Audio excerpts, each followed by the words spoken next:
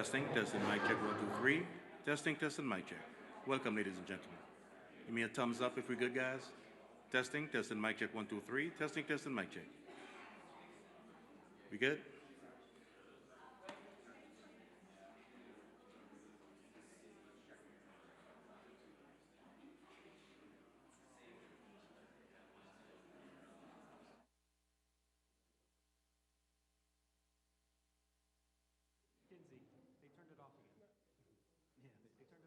That's what they do.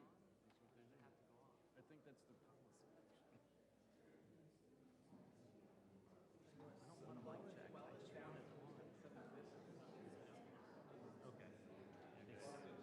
It's just something that John's raised.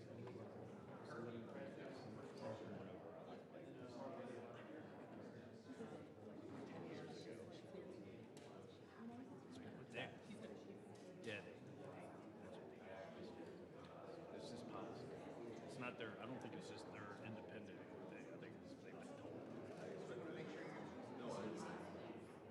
Probably not, from their point of view, probably not a bad policy. It sucks for us. Makes us nervous.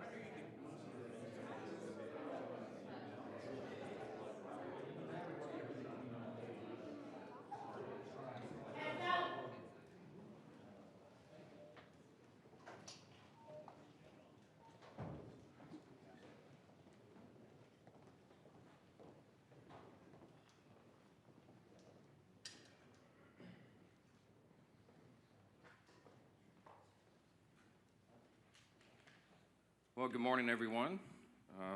Here we are again in another day of Democrat shutdown.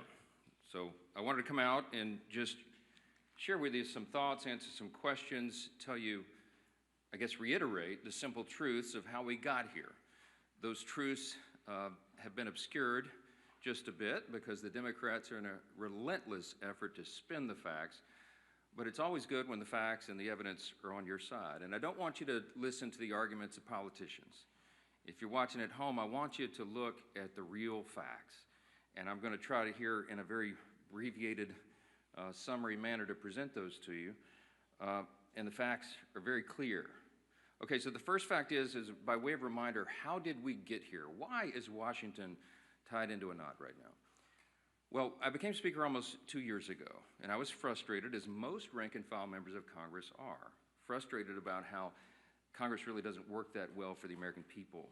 That's why people are frustrated about it. We don't spend money responsibly here. We haven't for many years. And the reason for that is because typically, for the annual funding of the government, it's done in a back room. Literally, there's a deal made by the top 4 leaders in Congress, and that's hoisted upon the members, usually at the end of the year, right before a holiday, in an omnibus spending bill. Sometimes the bills are thousands of pages long, and it's always said that few members have fully read it or understood it. That's largely true because they weren't involved in the process. So when I became Speaker, I've been doggedly determined to make this House and the Senate work again, to do right by the American people, to get the process, to rebuild the muscle memory, to get back to the way it is supposed to work. And what does that mean? It means that Congress is supposed to carefully deliberate over 12 separate appropriations bills every year. Why? Because we divide the spending of the taxpayers' funds into 12 categories so that everybody can go through that. And all the elected members, the duly elected representatives of the people, can come here and have a debate and a discussion. We do that through the Appropriations Committee, they're the specialists on it, the members of the House and Senate who work on it around the clock, 365, every day of the year. And then they put together a product. It goes to the full body in the House and then the full body in the Senate, and they work on that together, and they come up with the most efficient and effective way that they can build consensus around to spend the taxpayers' funds. Well, we started that process back this year, and I'm so proud to tell you that we're rebuilding the muscle memory. It's like pushing a boulder uphill, but we've got it done. And we worked 12 separate appropriations bills through the House Appropriations Committee. I mean, they worked hard in a bipartisan fashion, Republicans and Democrats. They worked on it steadily. We got 3 of those bills on the floor. We debated them on the floor. We passed them on the House floor.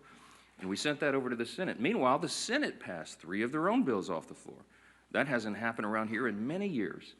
And all of that process that I just described takes a lot of time and a lot of work and energy and effort. And our appropriators, while they were working in good faith, they ran out of time. Why? Because the end of the fiscal year is September 30th, not December 31. And so the clock was just running out. So what we did, because Republicans are in charge of both houses right now, is the responsible thing. Leader Thune in the Senate and I in the House, we sat down with our appropriators and we said, let's come up with a simple stopgap measure to keep the lights on and keep the government open so that appropriators can finish this very healthy process for the people they represent. And so we put together a very simple, clean, continuing resolution. Why do we say it's clean? Because there's nothing to it. It's 24 pages. It's the bare minimum. It just says, keep the status quo, which, by the way, for all my Democrat friends, is the Biden-era policies and spending that we haven't been able to fix yet. We're in the process of getting appropriations done to repair all that, but we needed more time to do it. So in a bipartisan fashion, Democrats and Republicans got together and said, you know what? Fine, let's extend this until November 21st. The Democrats in the House agreed to that. That was the date. We put that bill on the floor. We passed it out of the House in bipartisan fashion. And we sent it over to the Senate. Well, now we expected, I thought, that Chuck Schumer would do what he's always done. The man has served in Congress 3/4 of my life, I think. And he has given impassioned speeches over the year, most recently in March of this year, that you have to fund continuing resolutions. You can't shut the government down because it's irresponsible and painful for the American people. He was right in March. He is not right today, which leads me to fact number 2. Fact number 1 was how we got here. Fact number 2 is why are we in this mess? Why did Chuck Schumer change his tune And why is he now saying exactly the opposite of what he said 6 months ago? A picture's worth 10,000 words, okay? This is a copy of the Washington Examiner. Zoom in on that, all right? If you can't see this at home, I just had this on my desk on a big stack, and I found it. This is published March of 2025, March 26 exactly. It's a picture of Chuck Schumer looking very upset, very angry, walking out with a box, and all the House Democrats depicted their character, saying that he's an enemy of democracy. Why is he an enemy of democracy? Because the far left base in the Democrat Party has turned on Chuck Schumer because he did the responsible thing, get the lights on. Why? Because they want him to show a fight against President Trump. So Schumer doesn't want to be in this situation again. So he said, my gosh, he got his staff together and he got the far left wing of the party. He said, what do you want? What do you want me to fight on? So they created a red herring. A red herring is a distraction. They decided that they would pick a fight on health care. Well, let me look right into the camera and tell you very clearly, Republicans are the ones concerned about health care. Republicans are the party working around the clock every day to fix health care. This is not talking points for us. We've done it. A big part of the One Big Beautiful Bill, the Working Families Tax Cut, was to fix health care. Health care is broken in America. It's too expensive. The quality of care needs to rise. We need more access for more people, and we have lots of ideas to do that. But that issue is for debate in the next 3 months. It always was. We have members working on that. The tax credit, the subsidy you've heard about that expires December 31st, there's a lot of thoughtful debate and discussion that has already been going on about that and will go on about that. But that's a December 31 issue. So Chuck Schumer is scrambling. He has to have an issue. None of their policies are very popular, so they decided to lob onto health care. And he decided to claim to all of you that that is the issue with government funding. It is not. Those are two totally separate things. The clean continuing resolution would simply keep the lights on so that the members in the House and Senate can have those debates on health care. We were always planning, and we have lots of ideas on the table on how to fix it, but we don't yet have consensus on it because it's very complicated. We have time to do it. The month of October is a critically important time for us to get the House and Senate working on that very issue, but they're delaying it because they needed a red herring. So in his desperation, we get to fact number 3. In his desperation, they decided to create the red herring. They decided to claim that this is all about health care, which the September funding issue never was. That's a December policy issue. He tried to create it as a September funding issue. And in his desperation, they hastily filed an outrageous counter proposal. It is a wild wish list of big government liberal nonsense that we can't do. Their priorities that they crammed into this. Now remember, a simple 7-week stopgap funding measure, the CR, that we passed out of the House in bipartisan fashion was sent over. And Chuck Schumer filed a counterproposal. Now this is his words, not mine. These are not Republican talking points. These are the facts. 2 exhibits real quick, because I've shown you before. This is page 57, an excerpt of his bill, section 2141, where you see that right there that they want to repeal the health subtitle of the Big Beautiful Bill. The One Big Beautiful Bill, the Republicans got signed into law July 4th. The Working Families Tax Cut, we're so proud of that because it has so many amazing things for all the American people, a marquee piece of legislation. But among the most important were the reforms that we did to health care. Why? Because Medicaid, for example, is broken. Medicaid doesn't work well. It's underfunded and it was full of fraud, waste, and abuse. And we took our opportunity to fix that, and we did. So what did we do? We went into Medicaid and we said, we gotta stop the waste and abuse. We gotta make sure that illegal aliens are not on Medicaid. Medicaid is intended for U.S. citizens only, not illegals who break our law and come over the border. And we've got to make sure that young, able-bodied men who do not have dependents are working and not riding the wagon. Work is good for individuals. It's good for the communities they live in. It's good for their own well-being and for the people around them. And so we said, don't sit on your couch and play video games. By the way, also not a talking point. There was an AEI study, I think one of the organizations that polled this, and most of these young men who are not working are sitting around literally playing video games. Get back to work. So we put that in the law. And the big thing was making sure that an estimated 1.4 million illegal aliens are no longer riding that wagon either. Why? Because Medicaid had to be strengthened. Medicaid is intended for the elderly, the disabled, and young pregnant women, as I use an example, who are in difficult situations. They need the resources desperately, but the resources are being drained by people who were never intended to be there. And so Republicans got busy and fixed it. We put it in the big, beautiful bill. So, back to fact number 3, I guess I'm still on. Chuck Schumer files a counterproposal and says, we want to reverse all that. Well, among the effects, among the things that he would reverse, is putting illegal aliens back on the program. Don't take my word for it. Look at the evidence. Over here at Exhibit B. This is the list of the actual provisions that would be reversed if Chuck Schumer's language was voted on and passed. Among those, it would end. See, these are the provisions, the Working Families Tax Cut Act. These are the provisions of our bill that did each of these things. We ended Medicaid funding for most non-citizens. They would reverse that, and it would cost American taxpayers, hardworking Americans, an estimated $6.2 billion. And you see, you just go down the list. The California loophole. You know what they did in California? Gavin Newsom and the team out in California? They expanded Medicaid to cover all able-bodied illegal alien adults. These men who could be working or whatever, I mean, they're not even citizens, never intended by Congress. They put that on the tab of the taxpayer. And so we reversed it. Chuck Schumer would repeal that. He would repeal those repairs, and this is what it would cost you. Do the math. I won't go through each line, but it's on the website, speaker.gov. You can pull this up. It amounts to $192 billion, $192.8 billion. So almost $200 billion that Chuck Schumer wants to put back in. Also, by the way, while he's repealing our health subtitle, he would also repeal the $50 billion that Republicans put into the bill to support our rural hospitals around the country. Why would Chuck Schumer do that? Because he's desperate for political cover. Let me keep going on this. By the way, these are enhanced COVID-era spending under Joe Biden for all this healthcare stuff. It was stolen, fraud, waste, and abuse, rife throughout the programs, and we fixed it, and they want to reverse that. By the way, this has always been what the Democrats wanted to do. You all remember, I know, the 2020 presidential election. We've all seen the video over the last week or so, where they asked every single candidate for the Democrat nomination on the stage running for president, is it your intention to give health care to illegal aliens who come into the country? Every single one of them raised their hands, including Joe Biden and Kamala Harris, and that explains a lot of this. All right, that's the facts. And I went on all the shows. I've been on all the programs, as many as I can, to just lay this out.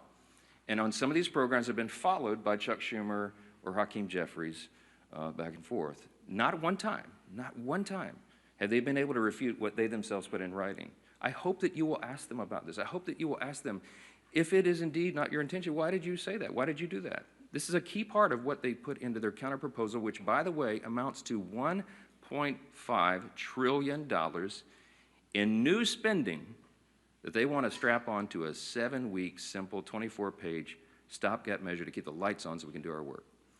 Fact number 5, don't ask me, because here's the answer. Why aren't you negotiating? There's nothing for us to negotiate. The House has done its job. The House Republicans right now are working hard in their districts all around the country. They're meeting their constituents' needs. They're going and explaining and providing the answers, and they're trying to help them navigate through this madness. Some of our Republican colleagues, we had a big conference call on Saturday. Many of them are working throughout. They're making trips to all their rural hospitals in their district to help them navigate and access this fund that Chuck Schumer is trying to take away.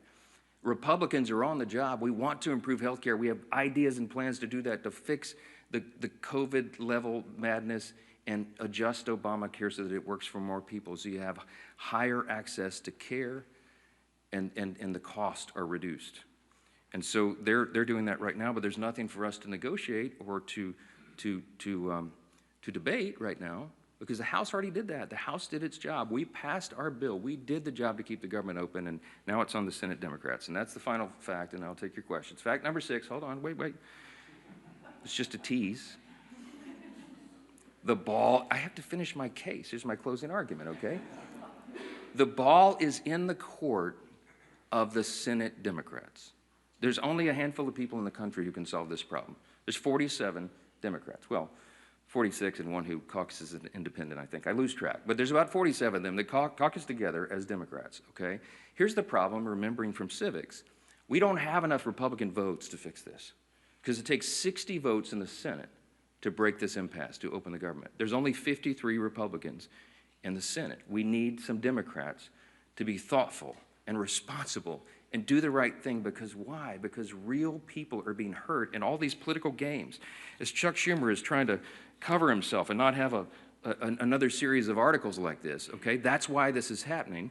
There's a trend in New York that Chuck Schumer represents of electing Marxists. They're about to elect an actual Marxist as the mayor of New York City, the once cradle of capitalism, the largest city in America. It's stunning. And I think it's stunning to Chuck Schumer, too, because while he's a far-left politician, he's not nearly as far-left as these guys, as they want him to be. And so he's trying to find political cover, and in doing that, he's hurting real American people. Who's being hurt? Women, infants, and children on their nutritional programs that are now stalled. Veterans' health services that they desperately need and demand. Go down the list. We've got our troops, Border Patrol agents, TSA agents serving, trying to protect America without pay right now. Half the federal civilian workforce is effectively laid off right now, furloughed. They can't go to work. They don't have the money. Chuck Schumer, for political cover, decided to turn off the funds, and real people are getting hurt. FEMA services. I keep saying this because I live in a hurricane state. We're in the middle of hurricane season, and flood insurance policies cannot be renewed or purchased right now because Chuck Schumer's playing political games. This is real pain for real people. I can go on. There are articles written in the last 2 days. Some of your outlets wrote about low-income Medicaid or Medicare recipients, for example, who have been able to receive health care at home because we expanded that through telehealth and all that. All that is shut down. Yet people with autoimmune deficiencies who are also disabled, they cannot go visit the doctor's office. So thankfully, mercifully, they've been able to be treated at home. But all that just stopped. So people are canceling their health appointments with their physicians that is vitally important for them to stay alive, because Democrats over here are playing games. We have one plea and one plea alone. We need a handful of Democrats to stop the madness, reopen the government, so that we can get to these critical debates about the year-end policy decisions with regard to the further reforms to health care. Plain and simple, that's where we are. That's the facts, and everybody can draw their own conclusions. Don't listen to the words of politicians.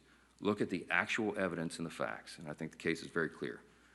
Yes, sir, because you're standing up. Go ahead. Jeffrey just challenged you to debate on the House floor today.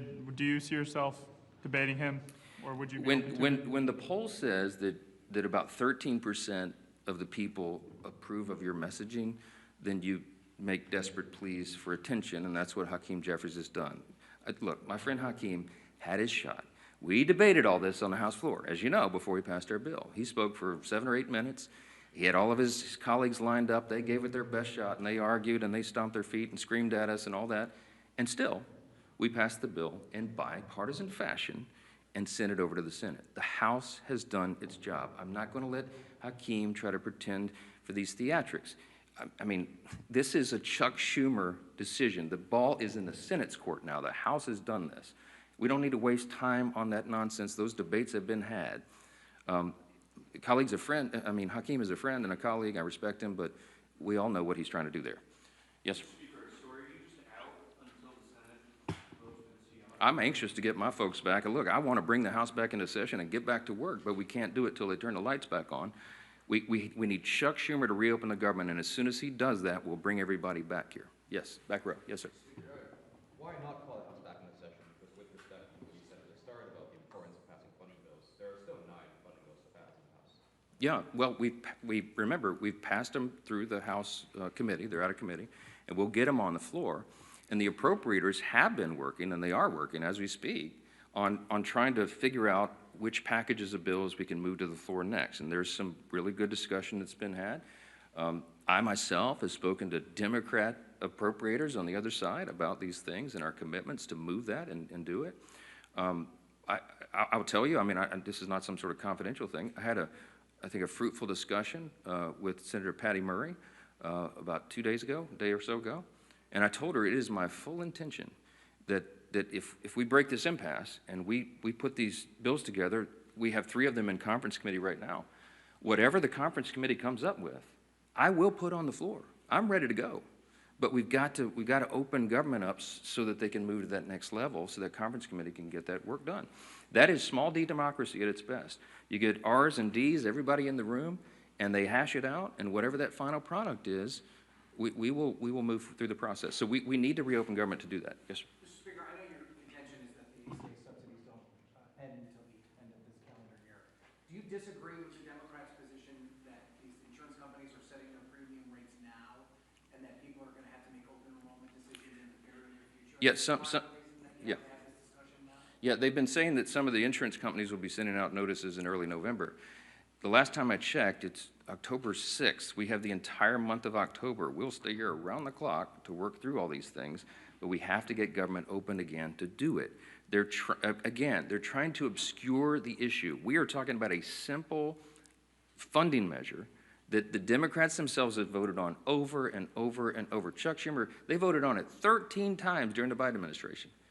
This is the exact same thing that was on the floor in March when Chuck Schumer, I should have brought his video and let him give you the speech of why it was so important to pass it. Nothing has changed except the politics. So that's a political issue that they're trying to make out of it. Yes, ma'am. Mr. Johnson, thank you. You mentioned that there is no negotiation to be had, but you also acknowledge that funding the government has to be bipartisan.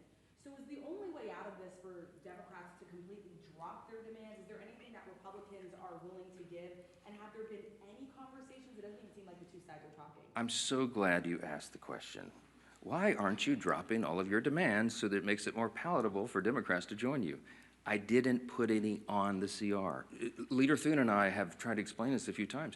There's nothing for us to negotiate. I cannot go to the CR and go, you know what, Democrats, you're right. Let me take out these 3 Republican priorities. I didn't add a single Republican policy or priority or preference to the CR. It is 100% totally clean. It is an exact status quo replica of what we're doing right now, which again is Biden-era policies and spending levels, to our great chagrin, but in good faith. I presented that because I didn't want to play games. We are responsible. We're not going to shut the government down for people who desperately need these services and all these things that I've said are stalled. And so we didn't, no gimmicks, no tricks. There's nothing that Leader Thune and I can go to Chuck Schumer and say, you know what, okay, we'll pull this off. Would that make it better? No, I don't have anything to give. I didn't put any of our priorities on the spending measure because, again, all we're trying to do in good faith is get 7 more weeks to finish that appropriations process that we've been all so excited about. Jake. Who will, if you're not able to extend these subsidies, which is a possibility, it seems, who will own the political impact from that if health insurance does go up 200%? That's putting the cart like a mile in front of the horse. Look, I believe that the subsidy issue, that's the December 31 issue, is a complicated one. It hasn't worked well. It's filled with abuse. We have a lot of ideas on how to improve upon that if indeed it goes forward. And I mentioned yesterday, there's 535 members when you count House and Senate, and there's probably 400 different ideas on how to fix that. But we need the next couple of weeks to have those vigorous, deliberate debates, which is how the process is supposed to work. So I'm not going to forecast how that comes out, and neither could any of you, because those debates haven't been held yet. And that's kind of the irony, because Chuck Schumer is saying something that he knows isn't true. He's saying, oh, you guys snap your fingers. You and Leader Thune go in the back room and tell us how that's going to be resolved today so we can reopen the government. That's impossible for me to do. I have to have the input of all of our members so that they can figure that out. So that's part of the process. Last one. Yeah. Speaker, can you just talk a little bit about your reference to a conversation you had with Senator Murray? Have you been personally lobbying any Senate Democrats to switch their votes in support of the CR? No, they haven't exactly been ringing my phone off the hook, okay? I'm open, always have been for dialogue with anybody about that, but I think she wanted an assurance from me that what I'm saying is true and that we have every intention of moving the appropriations bills, and I said, yes, ma'am, of course it is. I say the same things privately that I say publicly. We are consistent, and that's why it's easy for me to stand up here and share the facts. When the simple truth is on your side, you have nothing to hide from. I'm just presenting this to the American people. This is the fourth time we've done that. I hate to drag you all out and go through all the details, but I've got to put on the case over and over because repetition apparently is the key to this. People are starting to recognize this is not a Republican shutdown. It is a Schumer Democrat shutdown. Again, why?